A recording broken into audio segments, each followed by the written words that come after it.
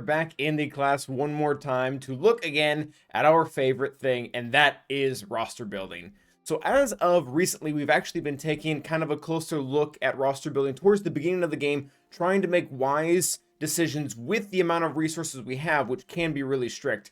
And one of the main things that's really hard to come across nowadays is Kyrotech. Kyrotech. There is a ton of it out there. A lot of these newer characters need a ton of it to get going. And even kind of for mid-range team, it's just kind of become the norm. But if you're a newer player and you're trying to build your account with Kyrotech, it ends up just becoming very stinking hard. If you're not familiar with what this Kyrotech word is that we keep saying, it is a type of gear that was introduced into the game a few years after launch.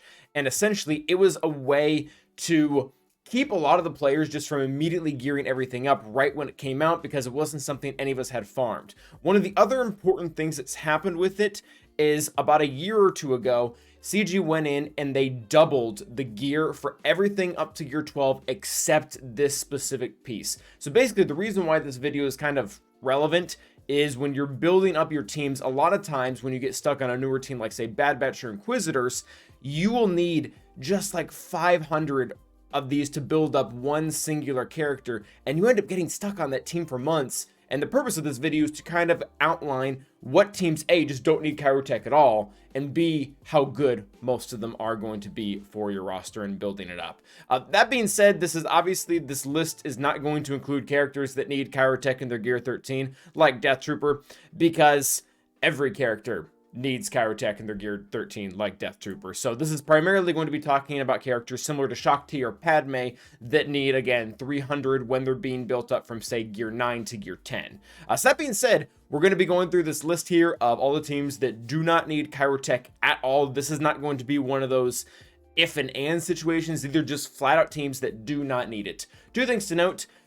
Most of these, not all, but most of these teams will not be at their full capacity. What do I mean by that? And the Trooper example is a really good one right here.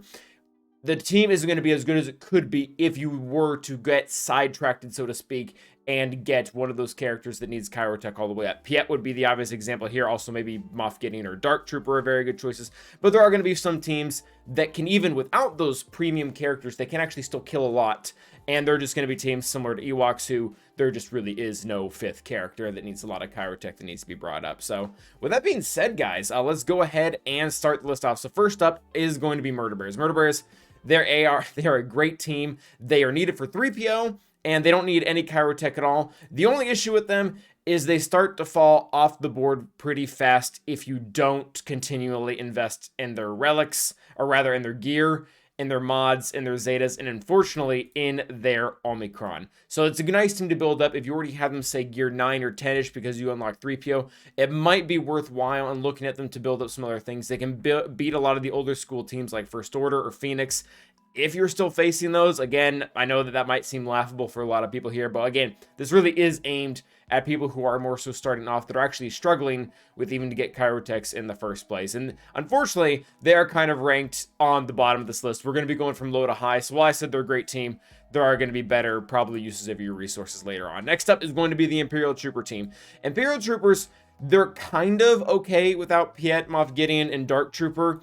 Veer's leader still pulls a lot of weight. Whenever they gain a buff, they get 10% turn meter, and then they also start to get a lot of turn meter whenever they get kills, which makes them particularly very good for heavy revive teams that also just don't have a lot of defense to start with. Night Sisters and Bounty Hunters are the primarily two that we used beforehand.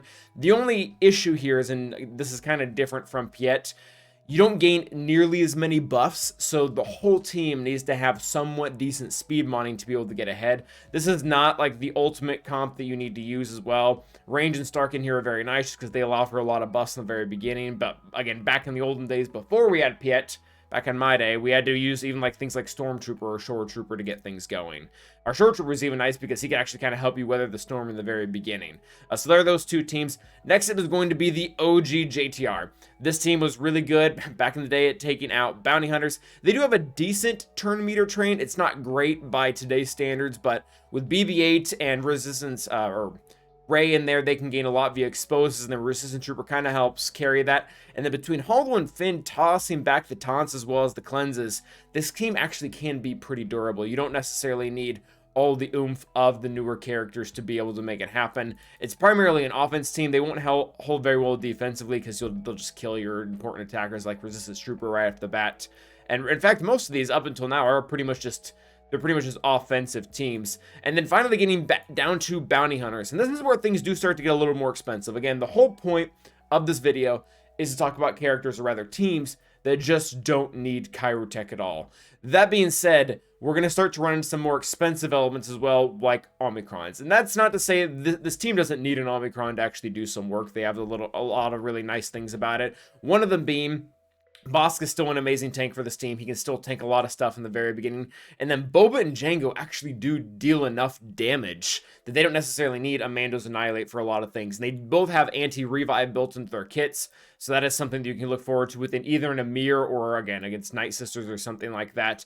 They do have a tendency to be pretty resilient across the board. Also, it's probably important to note, we talk about this being for earlier game. You can see my characters are at relics because I'm not an early game player, but these teams are just as functional at Gear 12, assuming you're also fighting the majority of Gear 12 teams. They have a little bit of an ability to punch up, but not so much. And really, Zam's Omicron isn't quite as important here because you're probably not going to go first. And the whole beauty of going first is if you have Grief here, you can get instant contract and Annihilate. And that's really all irrelevant. This team is really more so meant for weathering the storm in the first few hits to be able to tank things with Bosk, and then just coming back with a lot of really strong AoEs between really all the characters. So Bounty Hunters is another one that's not going to be functioning at full capacity, but it is still pretty good without the Kyro. Night Sisters. So this is when we start to really look at our full-fledged teams. What I mean by that is, currently, and I guess Marin will change this when she comes out here in a couple weeks, this is the best Night Sister team. Granted, you know, they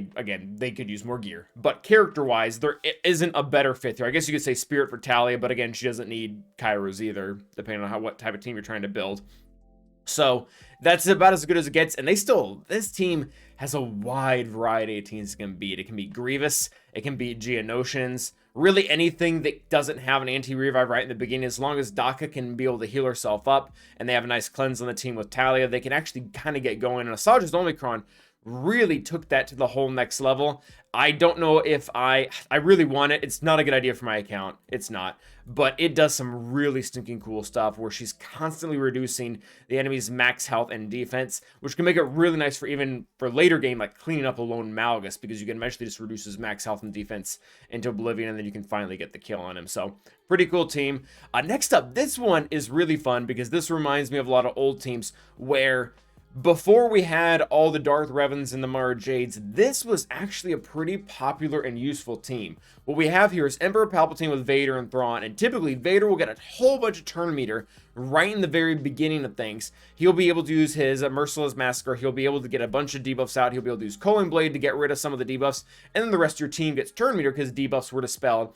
And then if Bastila Shan Fallen gets a turn and is able to use her Fear, which then applies a slew of debuffs on every single character, the turn meter train just doesn't really stop. Anything with tenacity, like a ton of tenacity in the very beginning to be able to block it, it's not irresistible, is going to throw a wrench into that. But anything that doesn't, this team is just going to mow over it. It's a very, very good one. Again, a little bit speed dependent on Vader. It's not really that big of a deal because Vader, he's pretty fast after you start to include his unique, where he gets, I think, 8 speed for every single Empire or Sith ally, which does double dip, by the way. So on this team, he's getting, what, an extra, like, 56 speed.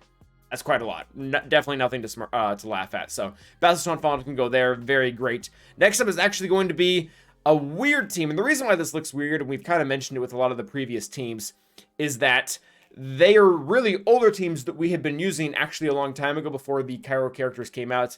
That's not really true about this team. This one here is very new, I guess, if you don't include Shaak Ti, because typically you either want Shaak Ti or Gast in the leader position, but the team really still isn't that bad without the two of them. Rex lead is okay overall, pretty good, has a lot of nice turn meter things in it, but the 5 sacrifice really on any team, whether it be Gas, Shaak Ti, Padme, it just becomes kind of a broken mechanic where he's able to give all of his 501st allies, so Clone Sergeant won't get this, max health, max protection, speed, and offense stats in addition to their own until the end of the battle. So either offensively or defensively, this team just becomes a massive headache because either you have to get through 5s, who's a really good tank, or you have to kill one of the others and trigger it and allow them to go. And I was actually a little bit surprised to see that Arc didn't require any Kyros. That was actually one thing that I learned a lot while making this video, is I was under the assumption that pretty much every single team or character post Darth Revan and Malak needed Kyros. It's not the case. There are actually several exceptions. We've been discovering that more and more, as the Arc seems to be one of them. He just can go straight up. Speaking of the exceptions, Hux is actually another one. So we have this crew team here. This crew team, again, is also a little bit different. It didn't really exist in the olden days. Hux here, he cuts the turn meter. Crew has extra speed. First Order TIE Pilot with the Zombicron adds extra speed. And then you can just get a really, really nasty turn meter thing going. And the reason why this is so nice is because you're starting with 130 base speed on everyone. So even my Xylo, he's not good. His mods are not great. He has 240 speed. He's still starting at like 370. And then he can start with his AoE to gain turn meter, and then everyone just keeps going. Fox is going to help get the turn meter out there. Crew lead is going to help generate turn meter. So you just have a ton of things here where this team can be really scary. I always liked it as an offensive team. I thought that only having one tank, that was kind of better. I guess you can put Faust in there, but defensively, it's also still pretty hard to tackle, especially, again, with Faust in there, probably in the place of First Order Executioner, just to make sure, give them a really hard time with being able to try to take down all of your key characters. Next up are going to be Geonosians. Geonosians are just a really solid squad.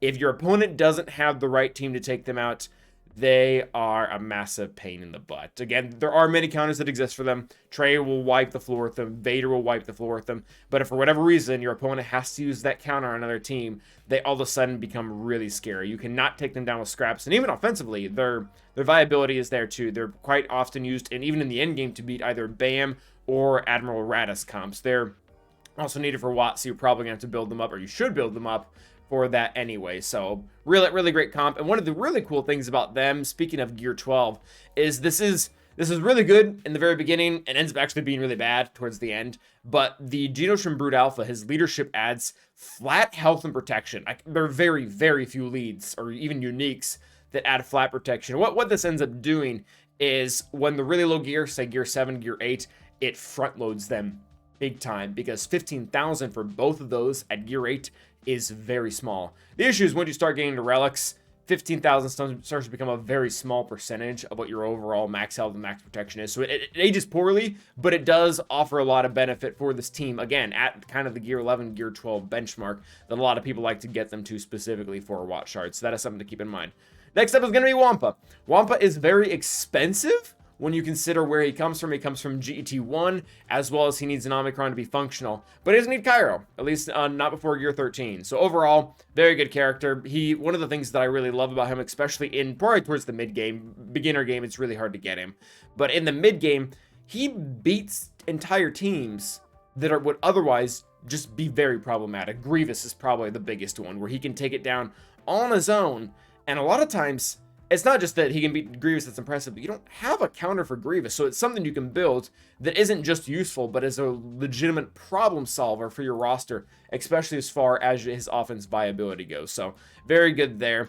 And next up is going to be kind of the OG CLS team. So R2 and Old Ben here are not exactly mandatory. They're both pretty good. 3PO, or not 3PO, but Chewbacca, Han, and CLS, they are the main core parts of this team. And they just, this team just punches still really stinking hard, even without Nubaki here, even without 3PO here. One of the things that was really cool when Chewbacca's kit originally came out is I believe it's all of his damage. It deals 20% of their max health damage to whenever he hits them. And I mean, that's on his AoE, that's when he's assisting, when he's using his specials. So a lot of these characters out there that have stacking max health, Nihilus in particular is probably actually the character he was made to beat. Whenever you do the basic on them, doesn't matter how many times they've built up their max health over the battle, 20% is 20%. He will have them dead in 5 shots. Doc is actually another pretty good example of that he can just take down immediately. And even outside of that, Han and CLS also just have really good damage on the team.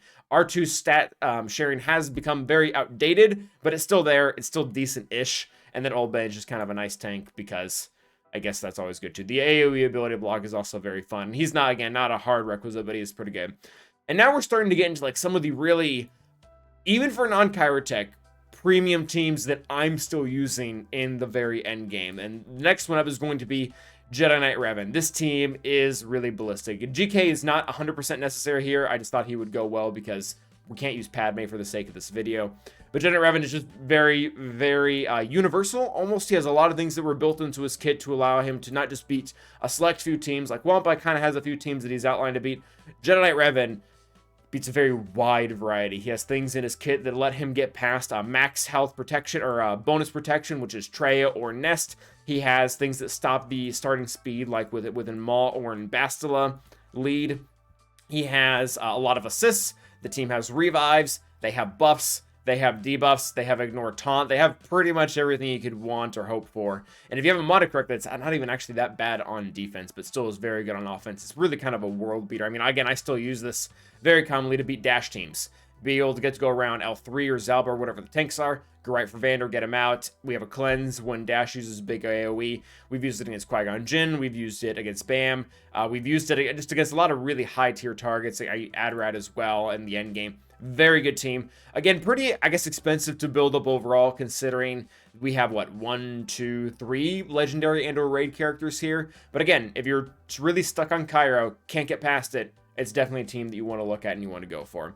Next up is going to be Qui-Go Boom. Again, back to the very controversial Omicron topic that this is an expensive resource. It is, I get that. But this team is kind of nuts. If you have Qui-Gon Jinn, Jedi and Anakin, really these are the core two, but then any Galactic Republic Jedi here to help boost Jedi Anakin's damage, it is going to make a big difference. Mace is very nice now. Not only is he a pretty good tank, but on top of that, he can also constantly reduce anyone's max health and protection. He also adds another layer of foresight to the team, so you don't have to give a big key unit like Grandmaster Yoda away to be able to get that foresight back without someone dying. And then Ahsoka, which is really nice here with her cleanse, and has some big hits and more ways of getting protection up to the rest of the team. So overall, just very solid. I personally love to use it as an offensive team. I realize in the lower divisions, probably better on defense, just because there's not a lot of teams out there that can actually take a well-modded Jedi Anakin's AoE hit and still come out on the other side stand. End game becomes a little bit easier, but at the beginning there, a lot of times the best method to killing this team might just be a 2-shot. Now getting to really the next two teams that, as crazy as this sounds, no Kyrotech, these two teams have the capability to challenge some Galactic Legends in some specific situations.